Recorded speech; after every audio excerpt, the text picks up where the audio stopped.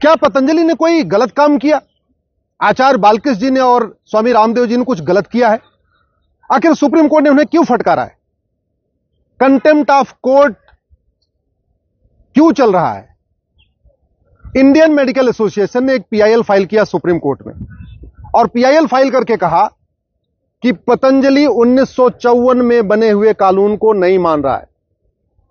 1954 में नेहरू जी ने कानून बनाया था और इस कानून में लिखा है कि अंधापन, कैंसर, मोतियाबिंद, बहरापन, माहवारी, प्रोस्टेट, बुखार, मिर्गी, पथरी, ग्लूकोमा, दिल की बीमारी, ब्लड प्रेशर, हिस्टीरिया, पागलपन, कोढ़, मोटापा, लकवा, न्यूमोनिया, नपुंसकता, बाजपन, टीबी, ट्यूमर, अल्सर, ऐसी 54 बीमारियों का कोई प्रचार नहीं कर सकता।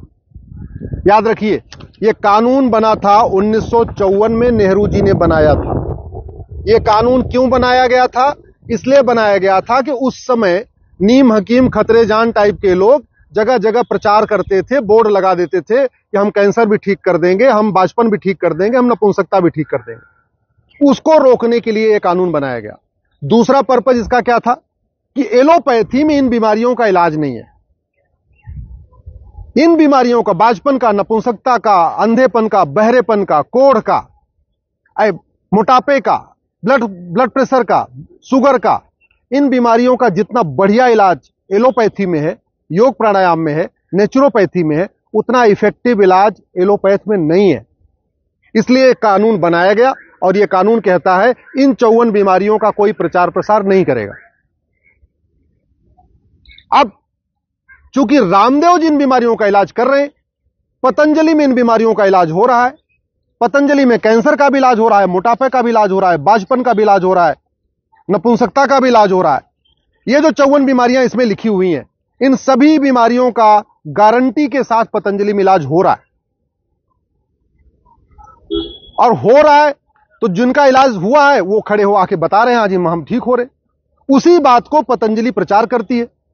बाबा रामदेव जी अपने कार्यक्रम में बोलते हैं कि हाँ भाई हम इसका गारंटी इलाज करते हैं, लेकिन कानून कहता है कि आप इसका प्रचार प्रसार नहीं कर सकते। इन बीमारियों के बारे में आप सार्वजनिक रूप से नहीं कह सकते हम गारंटी के साथ इलाज कर सकते। इसलिए मैं कह रहा हूं, न रामदेव जी ने कोई गलत किया है, न बालकृष्ण जी ने कोई गलत किया है, न पतंजलि ने कुछ गलत किया है।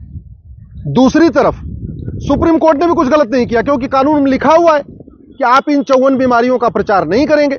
तो सुप्रीम कोर्ट इस कानून को पढ़ रहा है और सुप्रीम कोर्ट कह रहा है इस कानून में लिखा हुआ है, यह कानून अभी तक बदला नहीं किया, कानून अभी तक लागू है 1954 वाला, इसलिए आप प्रचार कैसे कर सकते। तो अगर आप ध्यान से देखिए तो एक तरफ सुप्रीम कोर्ट कानून को पढ़ रहा है, दूसरी तरफ रामदेव जी कह रहे हैं हम इलाज कर रहे हैं इसलिए हम इसको प्रचारित कर रहे हैं।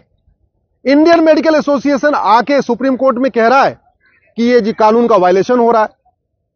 तो आप अगर ध्यान से देखें तो लॉजिकली तीनों ठीक है। आईएमए भी कह रहा है भाई कानून में लिखा हुआ है प्रचार नहीं करना, सुप्रीम कोर्ट भी कह रहा है हां जी कानून में लिखा हुआ है कि आप इन 54 बीमारियों का प्रचार नहीं करेंगे, और रामदेव जी भी ठीक है क्योंकि इन 54 बीमारियों का इलाज वो कर रहे हैं, गारंटी के साथ कर रहे हैं। तो मूल कारण है ये घटिया कानून। इसलिए मैं बार बार कहता हूं, कानून जब तक नहीं बदलेगा तब तक व्यवस्था नहीं बदलेगी। रामदेव जी ने करोड़ों लोगों का इलाज किया है, करोड़ों लोग उनको सुबह आस्था पे देख के ठीक हो चुके हैं, करोड़ों लोग पतंजलि गए भी नहीं है, वो घर बैठे सुबह 5 बजे आस्था खोलते हैं, 7 साढ़े 7 तक आस्था देखते रहते हैं और कपालभाति, अनुलोम विलोम, योग प्राणायाम करते रहते हैं, उसी से अपनी बीमारी ठीक कर लेते हैं। मैंने तो देखा है कि ऐसी ऐसी बीमारियों का इलाज जहां पे एलोपैथी में कहीं है ही नहीं है। और मैं अपना उदाहरण देता हूं, मेरे पिताजी का घुटना खराब हो गया, मैंने दिल्ली एम्स में दिखाया, उन्होंने कहा घुटना ट्रांसप्लांट करना पड़ेगा। मैंने दिल्ली के राम मनोहर लोहिया हॉस्पिटल में दिखाया, उन्होंने बोला घुटना ट्रांसप्लांट करना पड़ेगा। एक बहुत बड़े दिल्ली के प्राइवेट हॉस्पिटल में दिखाया, उन्होंने कहा घुटना ट्रांसप्लांट करना पड़ेगा। मैं अपने पिताजी को हरिद्वार ले गया पतंजलि, 10 दिन के अंदर बिल्कुल ठीक हो गए। 2 साल बीत चुका है, बढ़िया चल रहे हैं, साइकिल भी चला लेते हैं, आराम से बैठ भी जाते हैं, इंडियन टॉयलेट में बैठ लेते हैं, वेस्टर्न तो छोड़िए इंडियन में भी बैठ लेते हैं, और घुटना ट्रांसप्लांट भी नहीं कराना पड़ा। अब ये सोचिए अगर हमने तो यहां दिखा लिया, एम्स में दिखा लिया, राम मनोहर लोहिया में, वो गांव के गरीब आदमी, हर व्यक्ति तो एम्स में नहीं जा सकता, हर आदमी तो करोड़ लाख 4 लाख रुपए 5 लाख रुपए नहीं खर्च कर सकता ट्रांसप्लांट कराने के लिए। तो वो क्या करता है, वो योग प्राणायाम के जरिए, नेचुरोपैथी के जरिए आस्था टीवी चैनल को देख के वहीं से अपना इलाज कर रहा है। दुनिया की सबसे बढ़िया जो रिसर्च सेंटर है वो पतंजलि ने खोला है।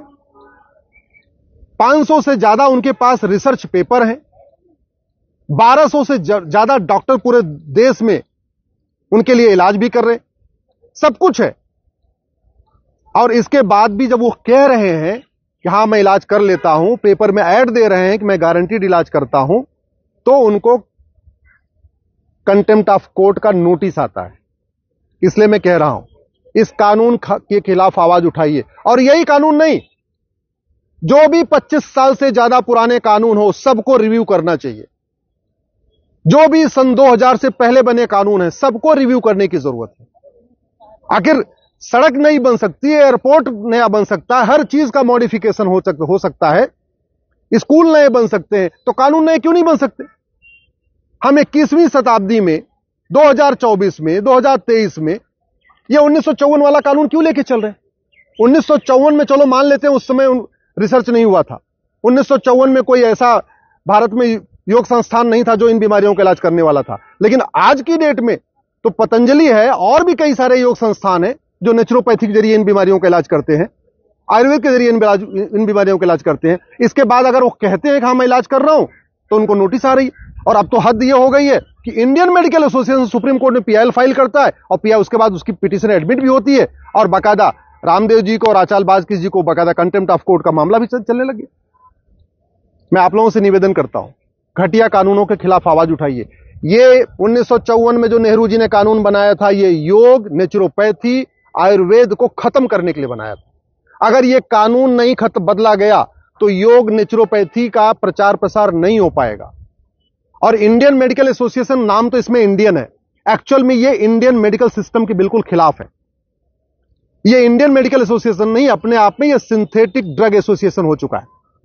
कहने को इसका नाम इंडियन मेडिकल एसोसिएशन है, लेकिन जितना इंडियन मेडिकल सिस्टम है, योग है, नेचुरोपैथी है, आयुर्वेद, कभी ये उसका प्रचार प्रसार नहीं करता, हमेशा उसको खत्म करने की कोशिश करता है। और अगर कोई संस्था, चाहे वो पतंजलि हो या कोई और संस्था हो या कोई व्यक्ति आचार्य बालकृष्ण हो या स्वामी रामदेव हो, जब वो आयुर्वेद के लिए आगे आते हैं, नेचुरोपैथी को बढ़ाने के लिए आगे आते हैं, आयुर्वेद को अपना योग प्राणायाम को आगे के जरिए इलाज करना शुरू करते हैं, तब ये इंडियन मेडिकल एसोसिएशन आके विरोध करना शुरू कर देता है। क्यों? क्योंकि उस इंडियन मेडिकल एसोसिएशन को लगता है कि अगर इसी तरीके से योग प्राणायाम का प्रचार होता रहा, नेचुरोपैथी का प्रचार होता रहा, तो धीरे धीरे ये जो एलोपैथी का जो लाखों करोड़ का बिजनेस है, जो सिंथेटिक दवाइयों का, जो अंग्रेजी दवाइयों का जो लाखों करोड़ का बिजनेस है, ये कम होना शुरू हो जाएगा। अल्टीमेटली जो ड्रग मैन्युफैक्चरर है, सिंथेटिक ड्रग मैन्युफैक्चरर, उनका तो मेन धंधा है कि ज्यादा से ज्यादा बीमारी हो और ज्यादा से ज्यादा उनकी दवाई बिके। जबकि दूसरी तरफ रामदेव जी अपने योग प्राणायाम के जरिए कह रहे हैं कि योग प्राणायाम करते रहो तुम बीमार होगे नहीं। दोनों के अप्रोच में अंतर समझिए। एक तरफ योग के जरिए, प्राणायाम के जरिए, नेचुरोपैथी के जरिए बाबा रामदेव जी फ्री में लाखों लोगों का इलाज कर रहे हैं, सबको मोटिवेट भी कर रहे हैं कि योग करो, प्राणायाम करो, जिससे बीमार मत हो। वहीं दूसरी तरफ जितनी मेडिकल कंपनियां हैं, फार्मा कंपनियां हैं, इनकी पूरी सेल्स की टीम है, इनकी मार्केटिंग की टीम है, वो चाह रही है कि ज्यादा से ज्यादा उनकी दवाइयां बिके। तो ये एक तरीके से अपने आप में ये फार्मा और फार्मा कंपनियों का एक बहुत बड़ा षड्यंत्र चल रहा है कि किसी भी तरीके से योग प्राणायाम को दबा दिया जाए, पतंजलि को दबा दिया जाए, बाबा रामदेव और स्वामी बालकृष्ण जी को दबा दिया जाए, और उसके बाद उनका जो चल रहा है एक तरफा खेल, एक छत्र राज जो उनका चल रहा है, वो चलता रहे। आप लोग भी इस ड्रग एक्ट के खिलाफ आवाज उठाइए, और अगर सरकार इस कानून को नहीं बदलेगी तो मैं इसको चैलेंज करूंगा। ये पूरी तरीके से भारतीय चिकित्सा व्यवस्था के खत्म करने के लिए कानून बनाया गया। मैं सभी भारत के योगाचार्यों से निवेदन करता हूं, सभी भारत में जो लोग नेचुरोपैथी के समर्थक हैं, जो लोग स्वदेशी चिकित्सा के समर्थक हैं, उन सब लोगों से निवेदन कर रहा हूं कि इस ड्रग एक्ट के खिलाफ आवाज उठाइए, इसको बदलने की मांग करिए। अगर भारत में भारतीय चिकित्सा का प्रचार प्रसार नहीं होगा, अगर भारत में योग प्राणायाम का प्रचार प्रसार नहीं होगा, तो विदेश में थोड़ी होगा। और वैसे भी जब हमारी चिकित्सा व्यवस्था इतनी बढ़िया है तो हम उसका प्रचार प्रसार क्यों ना करें। हम धनतेरस मनाते हैं, धनवंतरी जी के जन्म दिवस पे, धनवंतरी जी की जयंती पे धनतेरस मनाते हैं, लेकिन जब आयुर्वेद का प्रचार करने की बात हो रही है, जिन्होंने हमें भगवान धन्वंतरी ने हमें आयुर्वेद दिया, नेचुरोपैथी दिया, तो तब हमें लगातार दबाया जाता है और कहता है नहीं, आपका सिस्टम ठीक नहीं है, और ये कानून कहता है आप प्रचार भी नहीं कर सकते। मेरा आपसे निवेदन है, इस कानून को बदलने के खिलाफ आवाज उठाइए। महाघटिया कानून है 1954 का।